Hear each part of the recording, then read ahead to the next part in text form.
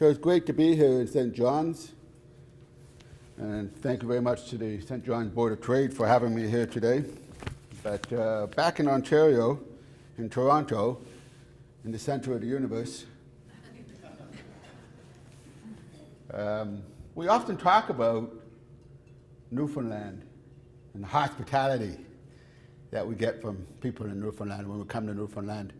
And that kind of hit home when I landed here on an Air Canada flight and took a cab, and the nice lady in the taxi says, "Have you ever been here before?"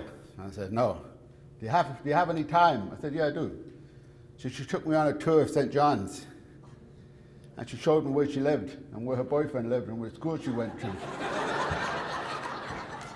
And when we got to the hotel about an hour later, it was $20. In Toronto, you don't even look at a cab for $20. So that was really nice, but don't try that when you go to Toronto, okay? Be very afraid of a taxi driver that says, "Well, let me show you the city." So I'm delighted to be here today. I'm going to hit you with a lot of data today, a lot of facts and figures and numbers. We won't have a test at the end, but this information I'm going to give you is very compelling. So what I'm going to talk to you about today is a topic that affects all of you in this room at some point in your lives, and that's meaningful and competitively paid employment. For some of us, though, the notion of having a meaningful job is an elusive one, and we can see this in the statistics that show an alarmingly high unemployment rate for people who have disabilities. The unemployment rate for people with disabilities has been unchanged for decades, and there are reasons for this. And I'm going to explain that in a moment. But the official unemployment rate for people with disabilities in Canada is 50%. So if you go on to HRSDC website and look at StatsCan, that number will be 49.9%. But that number does not include those who have given up or who have dropped off the grid due to sheer frustration. So therefore, we know that the actual unemployment rate for people with disabilities is closer to 70%.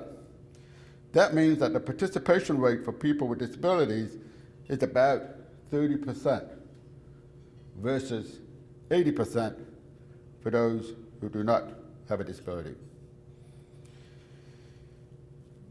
In your companies, what do you see when somebody comes in for an interview? That person may be in a wheelchair. What do you see? What do the HR people see? What do your hiring managers see? Are they looking at that wheelchair? Or are they looking at the abilities that that person may bring to the workforce? Well, the answer, ladies and gentlemen, is pretty obvious. Because of the unemployment rate, we know that employers are looking at that wheelchair. We're hardwired. Human beings are hardwired to think that way.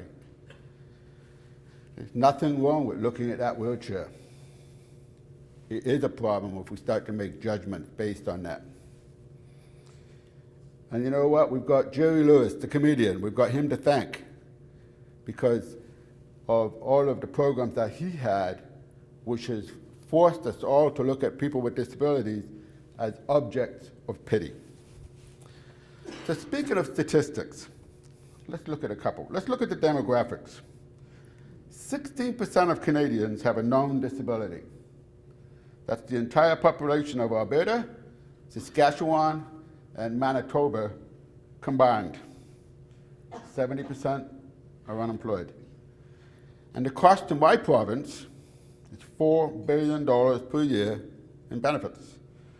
And it's growing at a rate of 8% per year, so outstripping the cost of living and the cost of inflation. I did some research, and Newfoundland is very close to that. Much smaller numbers, but the same percentage. These are not sustainable models, but despite that huge number, it also ensures that an unemployed person with a disability lives a life of poverty. The maximum benefit works out to about $12,000 per year, or just about half of minimum wage.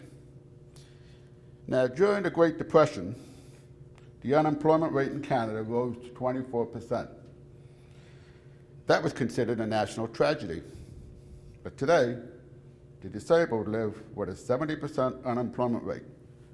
They live a perpetual depression. So why is this the case?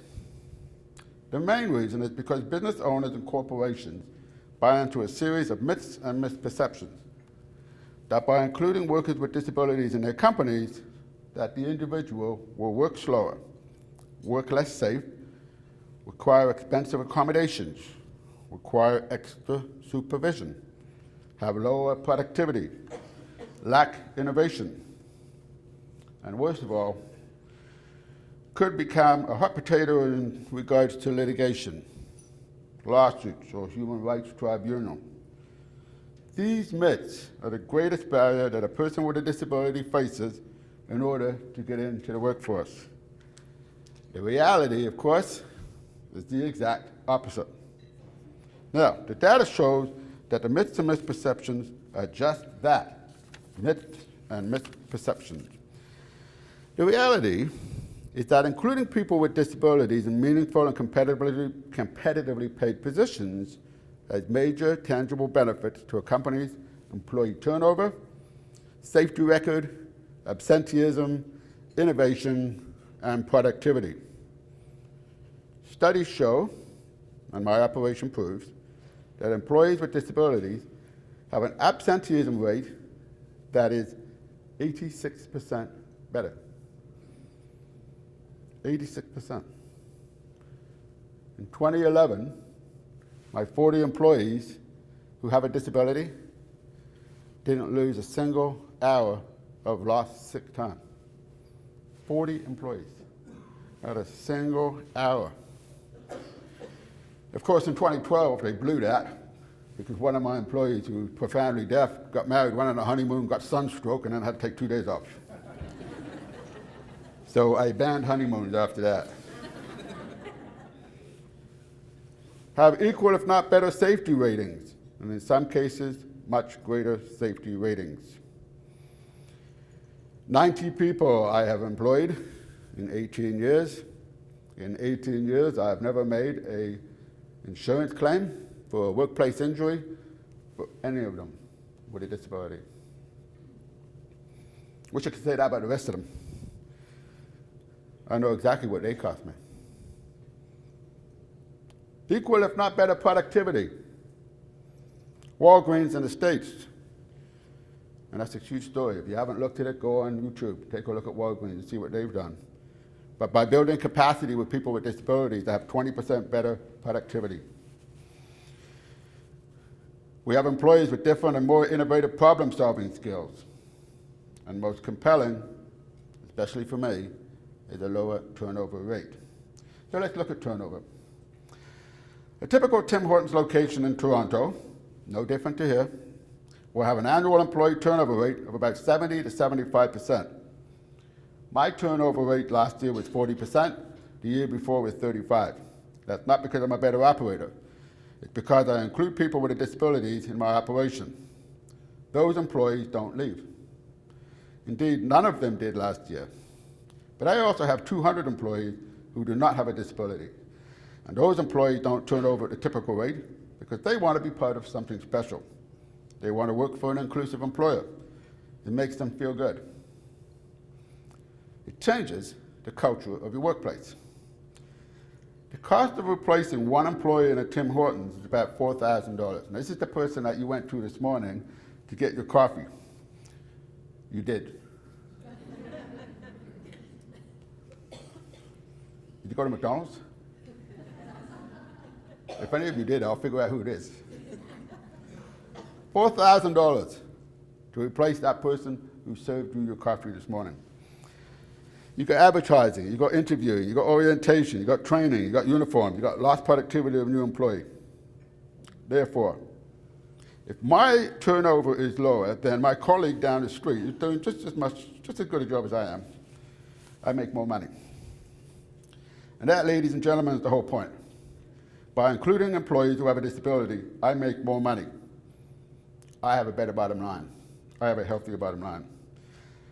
That is the business case right there.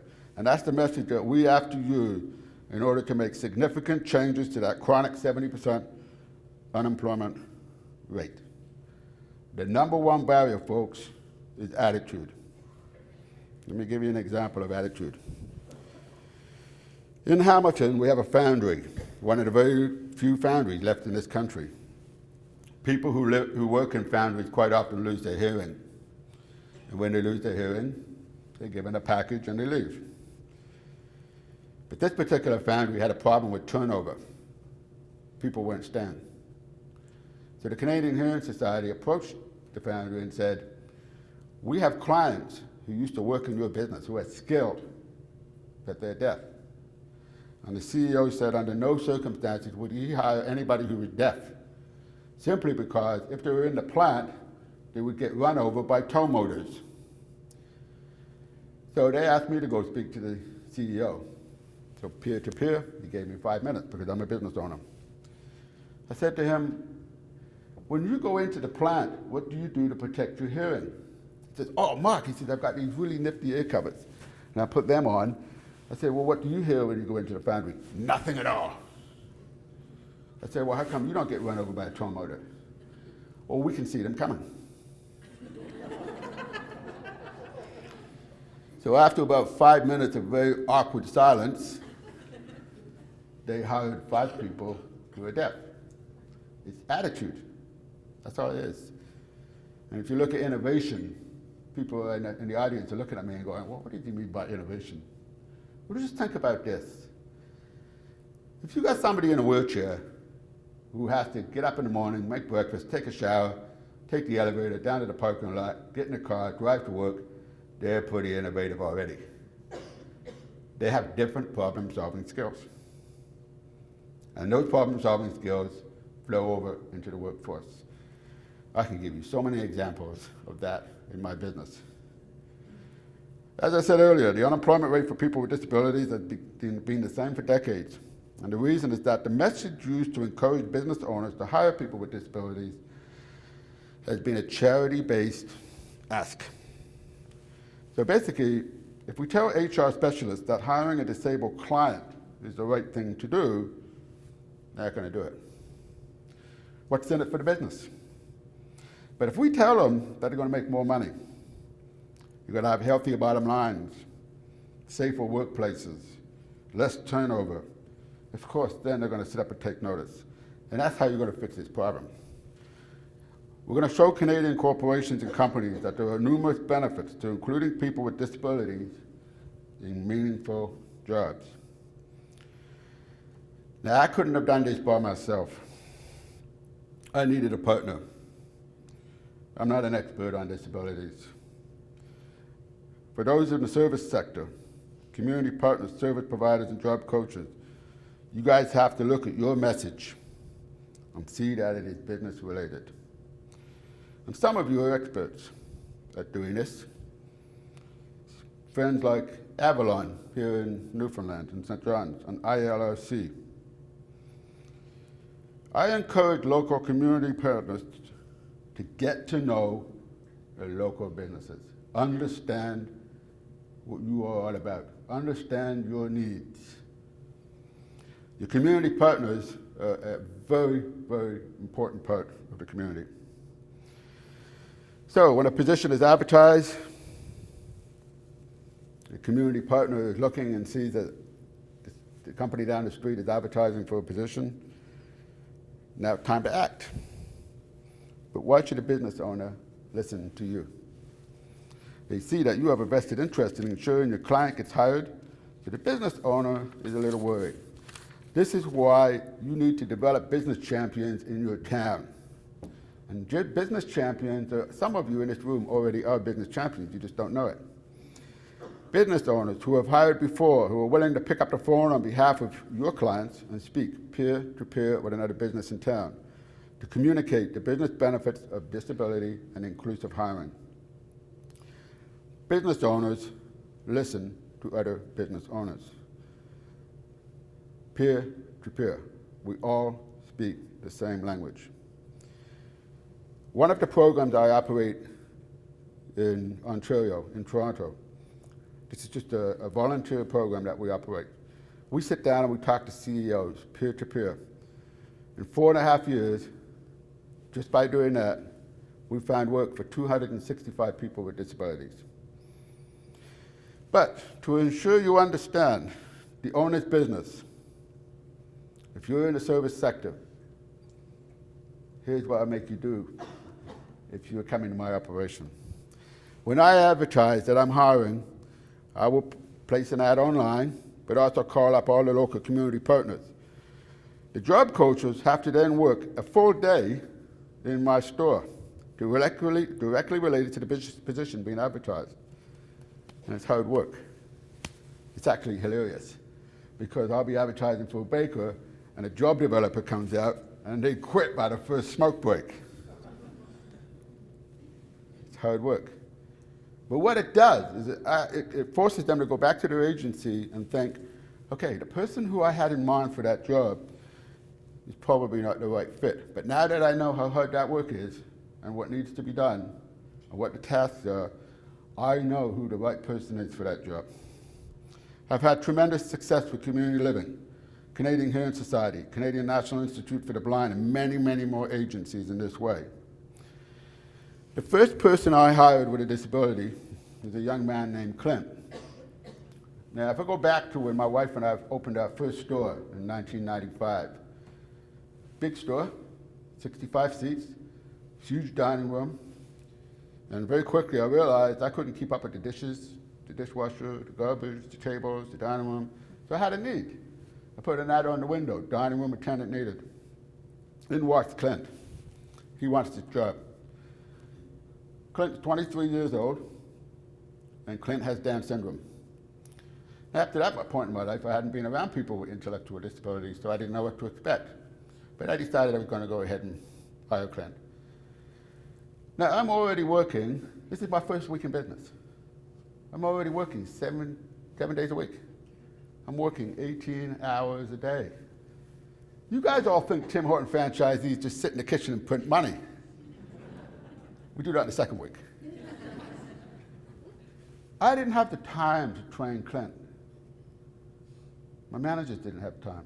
So we enlisted the help of Community Living Toronto, a very large service organization. They came out, they helped me train Clint, taught him how to take a bus. It was a lot of effort. That service was free. That service is free for you here in Newfoundland, in St. John's. Clint became one of my best employees. And as my business grew, I continued to hire people with disabilities. At first, intellectual disabilities, and then I branched out into other types of disabilities. And as I built capacity, I started to notice my numbers were changing. My safety was getting better. My turnover was going down. Now, Clint's worked in 4 different stores. He's still with me today. Clint's 40 years old. He'll be 41 years old this year. In 2006, he married his high school sweetheart. And the next year, he bought his own condo. So there's Clint, living a full life. The life that we expect for ourselves, we want for ourselves, we expect for our children. Simply because he has a meaningful and competitively paid position. Canada's facing a looming labor shortage. You're feeling it here in Newfoundland. Immigration is not going to be able to fill those positions, both skilled and unskilled, in the future. In fact, we're going to be about 1 million workers short within the next 10 to 15 years if we don't do something about it. For the past 2 years, I've been working with our federal government on a report titled Rethinking Disability in the Workplace. It's available online. If any of you would like a copy of it by email, just give me your card after this meeting. Now, this work is the result of 4 panelists. Kathy Martin, who is the Senior Vice President of Loblaws. Ken Fordine, who is the Chief Corporate Counsel for Deloitte. Dr. Gary Birch from the Neil Squire Foundation in Vancouver, and myself. And we were tasked with consulting with most of Canada's top corporations, and the 4 of us traveled across the country, the US and Europe, to determine the best practices out there and to better understand the disincentives and barriers companies face in order to onboard people with disabilities. And believe it or not, I got the short straw and I had to go interview McDonald's. I had to take a shower after that one. I love beating up on those guys. Coming into town, I saw the sign that says, "Monopoly's back." Who cares? Now, what we discovered after meeting with 70 companies and looking at 200 online submissions is that companies want to hire people with disabilities. They want to. Overall, most companies want to be inclusive of people with disabilities. They want to. Not always for the right reason, but at least the will is there. The problem, however, is they don't know how. Some look at this looming labor shortage and think correctly that engaging the disability community will help. Others know that since they already do a pretty good job of accommodating current employees who develop disabilities, that it's not that difficult to move that thinking to onboarding. Others, however, still buy into the myths and misperceptions, and these are the companies that will struggle in the future. I'd like to note that of all of those people with disabilities participating in the workforce today, only 7% work for corporations. 93% work for small to medium-sized businesses. That's the problem. Now, here's what one of the CEOs told us. Now, this is the CEO of Deloitte Worldwide. He says there's a war for talent, and anyone who intends to win it better realize two things. First, that it's a global war, and secondly, that if you restrict your research or your search in any way, you will be giving your competitors the edge they need to put you out of business. He was referring to the disability community, and it was very well said.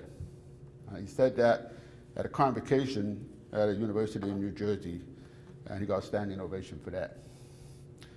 Canada has one of the highest enrollments of post-secondary students who have a disability in the world.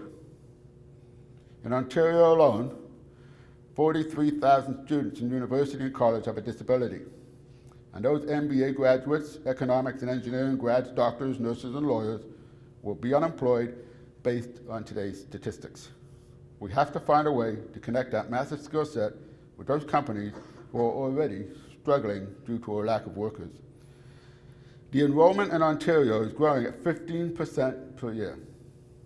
Compared to the United States, it's growing at 1.5% per year. We don't have problems getting students with disabilities through universities. In fact, we're the best in the world. We have trouble getting them into the workforce afterwards. I believe this is an area that we really need to focus on. These students have a different mindset to a person with a disability who's been struggling to find work for years. These students feel entitled. They demand work. They have dreams that are damn well going to exceed. Now, as an employer, that aura of entitlement frustrates me, but I believe it will be a major benefit to our graduating youth. They're going to be a lot more likely to fight for their rights, and we better be ready. Senator Tim Horton of Iowa calls this the ADA nation in his country. Same mindset and same hopeful outcome. Prime Minister Stephen Harper has been very clear. Failure to solve the looming labor shortage will affect every one of us in this room with a drop in GDP of almost 1.5%. Today, 800,000 Canadians with disabilities are unemployed and currently seeking work. Of those, 340,000 have a post-secondary education, the highest in the world. These people are a solution to a problem. Yet across Canada, we keep talking about the foreign worker program. There's nothing wrong with the foreign worker program. But if we keep looking at the foreign worker program at the expense of all of those people who are skilled and unemployed and living in Canada already, we've made a colossal mistake. So, let's take a look at productivity for a second, because some of the things that I tell you could be considered anecdotal. But let me give you some real data. 3 years ago, I hired a deaf person, Brigida. Brigida is profoundly deaf. And she started working in one of my stores as a customer service rep, a person who serves you coffee. And I have a system in place that allows a deaf person to work at certain hours of the day using certain types of equipment. But it's only 3 hours a day. And Brigida was traveling 5 hours a day to work for 3 hours a day because she could not find work anywhere near where she lived. I had an internal posting for a baker, and that's a full-time job with overtime. And Brigida thought, well, if I'm traveling 2.5 hours to get to work, I'm going to do that job. So she applied. And I said to Brigida, the ovens in the Tim Hortons have audible warnings, bells, chimes, whistles. I said, do you think you can do it? She said, well, give me a few hours, I'll look at it, I'll figure out a way around it. So she's looking at the oven, and she says, oh, there's a timer. What's the timer for? I said, when the timer reaches 0, it's time to take the product out of the oven. Oh, well, what are the chimes and bells and whistles for? Well, when they go off, it's time to take the product out of the oven. So she says, oh, I see, those are for lazy bakers. So she got the job. And Brigida did a great job. Brigida was fantastic. And that's nice. I expect that from all my employees. But I started to notice there was more product being baked. So I decided to do analysis of Brigida's work. And we have the software systems in place to be able to do this. And Brigida replaced the person who had been doing the job for 9 years. And when I did an analysis of Brigida's work, her productivity rating was 18.4% better than the person she replaced. So by hiring somebody who is profoundly deaf in a meaningful and competitively paid position, I made more money. That's the business case, ladies and gentlemen. I'll tell you a little bit more about Clint, because Clint's a bit of a trailblazer. Clint has done a number of presentations with me. He's been on TV a number of times, lots of newspapers and magazine articles. He likes to think of himself as Captain Hollywood now. He's no longer a dining room attendant, he's a dining room manager. So last year, and there's also been a 1-hour a 1-hour movie made on his life, which is exceptional, by Rogers TV in Toronto. So last year, we got invited to go to Ottawa and appear before the Standing Committee on Disabilities. It's the federal Standing Committee. So I said to Clint, are you up for it? He said, yeah, I'll do it. So the two of us went to Ottawa, and we're sitting at a table, and there's a U-shaped table in front of us with 15 MPs, and for every MP there was 10 handlers. So there's another 150 people in the room, cameras, microphones, C-SPAN, CBC. The only thing missing was Peter Mansbridge. Everything else was in that room. And Clint was sitting beside me and quiet. And we waited for the lights to go on in the camera. And as soon as the lights went on and he knew the cameras were live, he turned to me and he asked for a raise.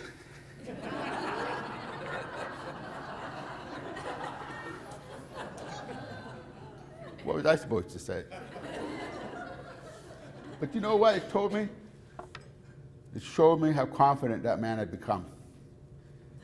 You know, here's a person with a significant intellectual disability.